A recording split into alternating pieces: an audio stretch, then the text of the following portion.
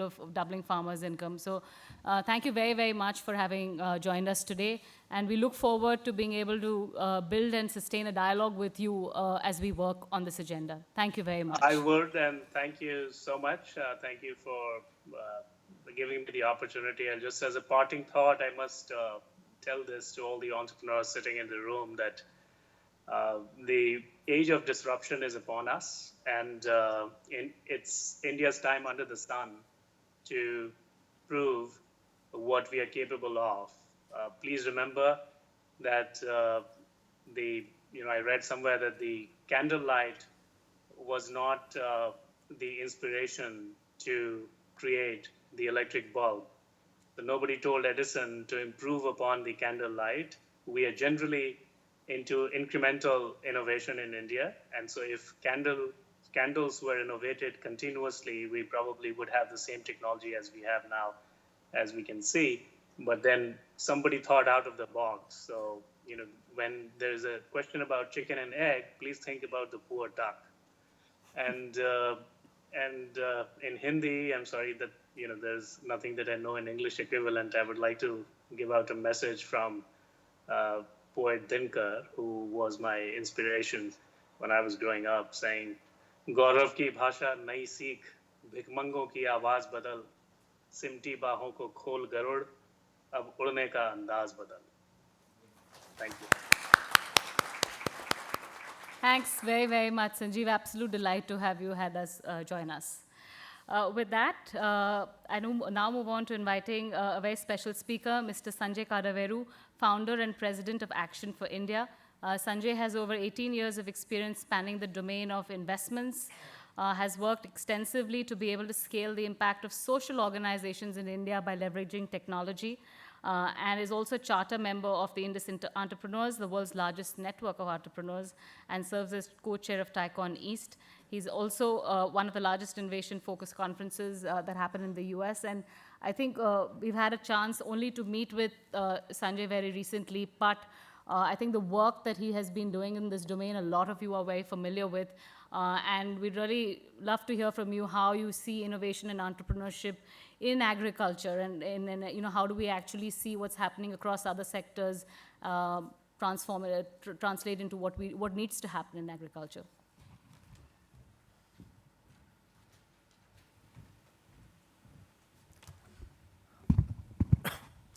Morning, everyone, and thank you, Mitu and CII, for this opportunity. It's great to be here with all of you as part of this Ag Hack proceedings. The theme of my talk this morning with you would be more with respect to the work that's happening in social entrepreneurship broadly, and then talk a little bit with respect to the work that Action for India has done with agri-focused entrepreneurs, and how I'm assuming that most of the participants in the Ag Hack are current students. So once you graduate, once you set up your ventures, as you are on your scaling journeys, what kind of help can you expect from the ecosystem? Maybe there'll be some visibility into that. So taking a step back, Action for India, we are an organization that works with social innovators. These could be founders of for-profit social enterprises or not-for-profit NGOs, where they address critical issues affecting the bottom of the pyramid in sectors like education, healthcare, energy, livelihood, and agriculture. So we launched about 5 years ago, and within this broad ambit of trying to scale social impact in India, we have 3 distinct strands of our work, and each of these strands potentially is of relevance as you set up your own ventures and look for help from the ecosystem.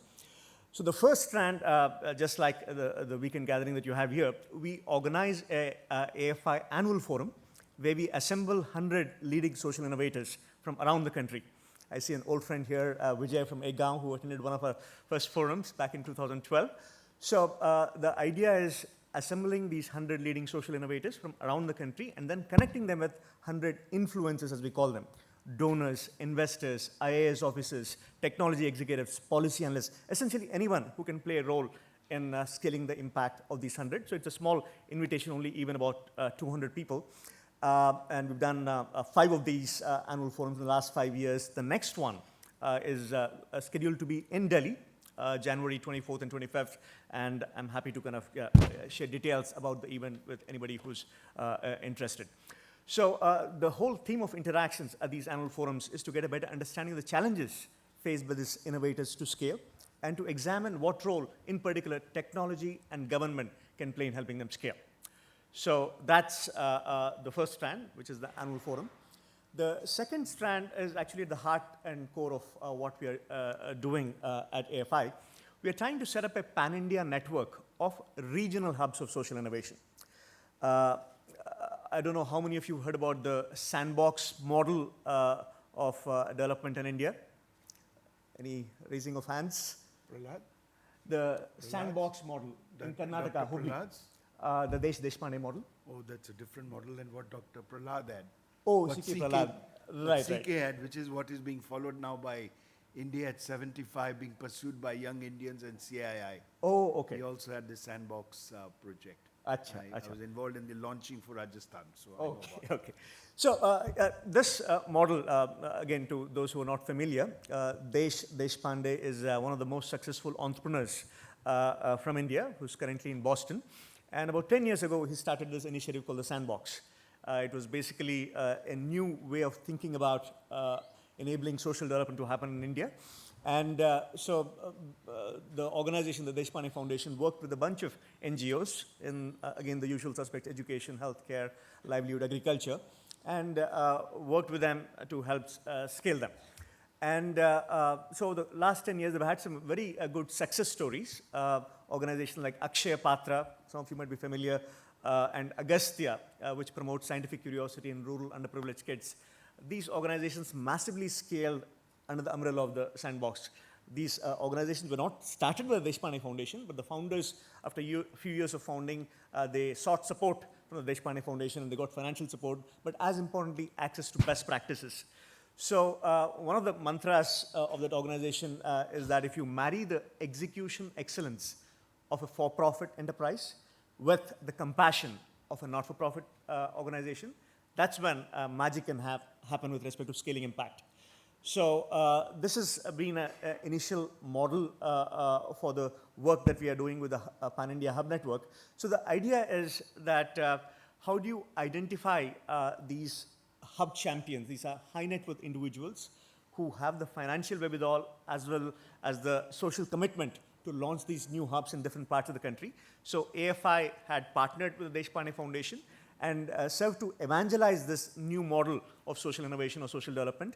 So in the last 3 years, we've had good traction with this initiative, and currently we have about 5 different hubs in north, south, east, west parts of the country. There is Dilip Modi of Spice Telecom, who's launched a hub in Varanasi, Uttar Pradesh in North India. There's Raju Reddy from Silicon Valley, who's launched a hub in Nizamabad, Telangana in South India. There's similar teams in Bhubaneswar, Odisha, in Madurai, Tamil Nadu, and Raigad, Maharashtra. And so our thinking is that we have an initiative called Vision 2020. So in the next 4 years, by the year 2020, we'd like to have a pan-India network of 20 of these hubs. And once this network is in place, when a new social innovation sprouts up in one part of the country, maybe a venture emerging from this hackathon, it can be more efficiently, optimally disseminated through the rest of the network once this network is in place. That's the hypothesis. And it's taken the Deshpande Foundation the past 10 years, and they've been spending about $2 to $3 million every year in Hubli and the 4 surrounding districts in northwest Karnataka, Belgaum, Dharwad, Haveri, Gadak. And so it takes that kind of time, that kind of money, more than $20 million, to get to the level of impact of developing an organization like Akshaya Patra or Agastya, each of which reaches 1 million and more end beneficiaries. So in India, there are not too many folks who have that level of patience or that kind of financial resources. So our thinking has been that as these newer hubs are coming up in different parts of the country, how do we enable them to connect them with each other? How do we connect them with the social entrepreneurs who come to our annual forums? How do we connect them with a Silicon Valley chapter, about which I'll talk in just a minute? So with our thinking is that with the exchange of best practices, with the accelerated learning that's likely to happen, the newer hubs might take much less time than 10 years, much less money than $20 million for similar levels of impact. So that's the hypothesis that we're going with. Again, these hubs are complex social systems. They are not a simple electrical mechanical system that can be easily replicated. There's a lot of customization that happens in these hubs. But again, going back to in terms of how is it relevant to the entrepreneurs here, so once your venture comes to a particular stage and you're looking to expand in different parts of the country, you would have access to the local distribution channels.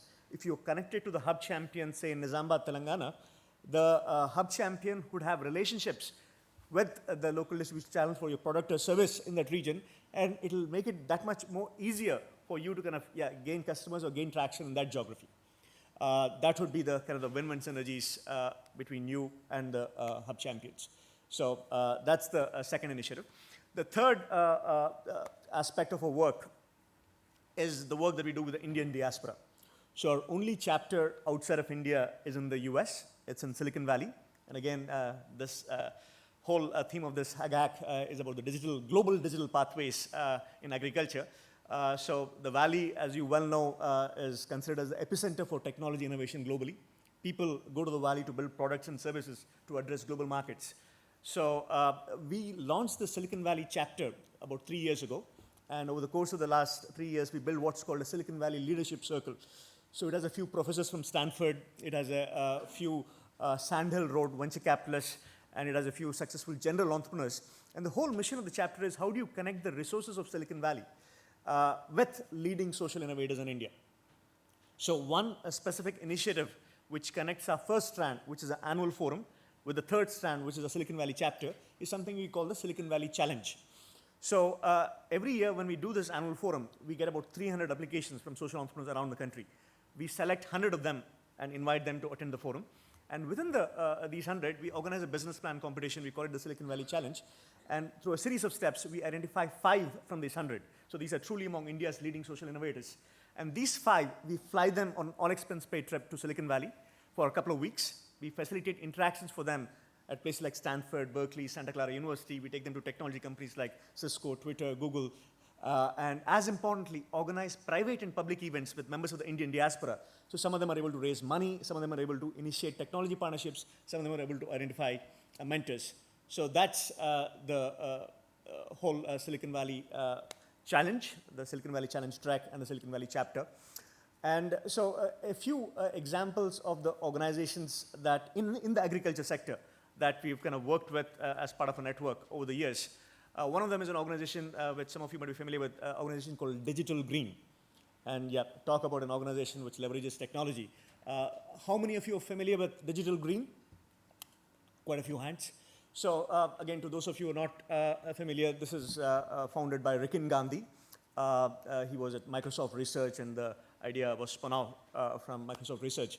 And they basically, the concept is his organization goes to a rural area, identifies a successful farmer, and videotapes the farmer as the farmer is going about his business, the fertilizers he uses, the seeds he uses, the irrigation method he uses, and so forth.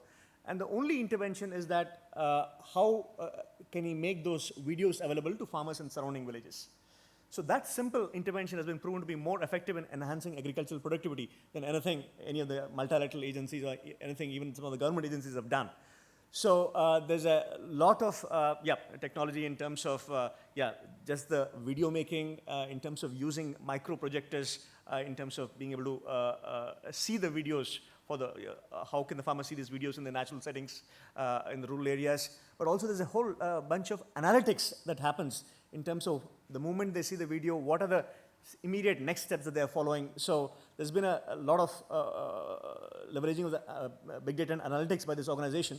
And one of the things that AFI was able to do was connecting Rikin's team with a Silicon Valley-based organization by the name Apigee, where the chief technology officer of Apigee was able to work with the technology team at Digital Green in terms of refining the analytics models.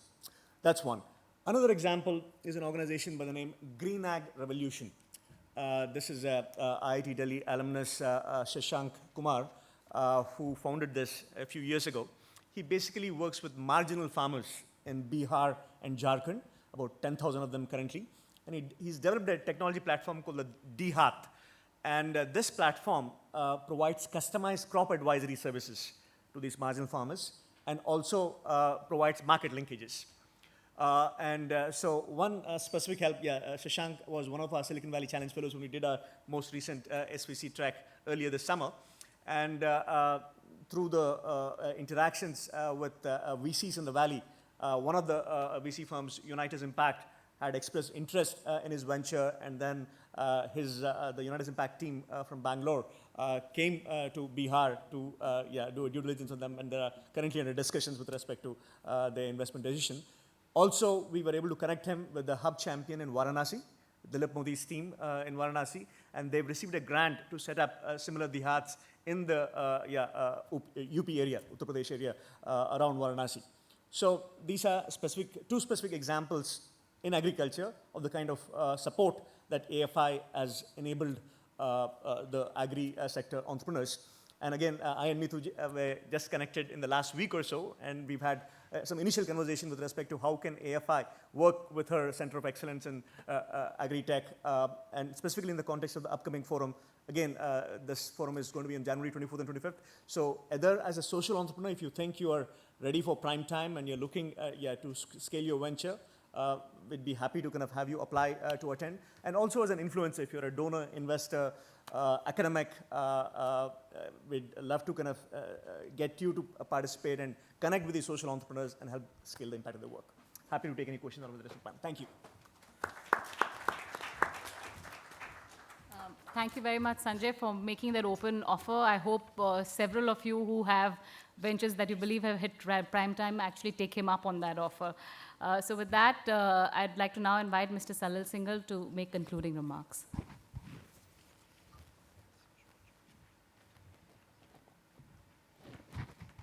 Friends, I think we had a very good beginning of this seminar that we have put together. Rajesh very appropriately reminded us of the human face that must never be lost sight of in the use of digitization in agriculture. And I think, Danny, you hit the nail right on the head that real progress is possible if academia and industry can get together. In fact, if you look at the development history of any of the developed nations today, it primarily has rested on the use and the collaboration between academia and industry. And it is really the excellence of knowledge which can be then commercialized by industry, which gives value to businesses, value to society, and value to all that we do. And more than value, it gives that value add. So I think that's a very important message there. And lastly, Sanjay talked to us about providing a platform for innovations and newer ideas for a quick spread around the country. And I must say that if you have indeed been involved with an activity like Akshay Patra, I think that is doing a phenomenal job in the area of looking after our young but not so well-to-do children. And I think so we have had a very good beginning. I'm very grateful to my colleague speakers here who made a very useful and very excellent ideas and suggestions were put on the table. To you all for being here. My particular grateful thanks for my friends from abroad, particularly Israel and Greece, who have come here all the way to offer their knowledge, their ideas, their suggestions.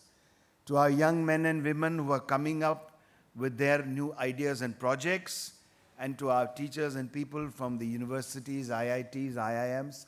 It is a very, very, if I may, satisfying beginning to me that if we can really get to this digitization, we would be doing a great service to our country. And therefore, I'm very grateful. I must thank you all for being here. And Mithu, you and your team, for putting together this very complicated subject. In the end, let me say, the ultimate objective of this seminar is to see how all of us who are differently connected to the subject of digitization can get together to orchestrate it and create the music that we need to create for the future of agriculture and therefore future of India. Thank you very much.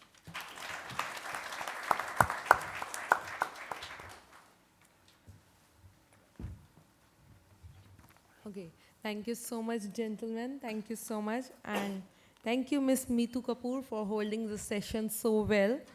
And thank you, ladies and gentlemen, for being such a supportive audience. And now you may proceed for a short tea break. And we will be returning with our next session by 12. Thank you so much, everyone.